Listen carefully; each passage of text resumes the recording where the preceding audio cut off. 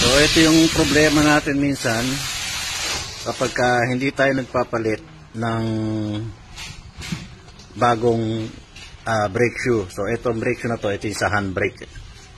So iba to dun sa may, ito yung pinaka brake pad, ito brake shoe, ito yung pagka nag handbrake ka. So ang problema kasi pagka hindi brand new ang pinalit nyo, pagka pina-reband nyo lang, no, rebanding kung tawagin, yung luma pa rin gagamitin, then i-rebanding lang nila, magpapalit lang sila ng pinaka pads ng brake shoe. Ano nangyayari, ito kumakalas. So iba pa rin kasi yung tibay ng brand new sa pagbabanding lang nung